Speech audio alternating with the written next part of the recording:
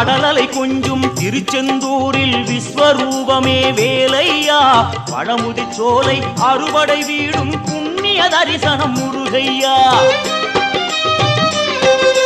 திருநீர் அணிந்து வரும் போது நெஞ்சில் நிம்மதி பிறக்குது கந்தையா சுகனே சிவனார் மகனே உன்னை பாட பாட சுகமாகுதையா வேல் முருகா அரோகரா அரோகரா வேல் முருகா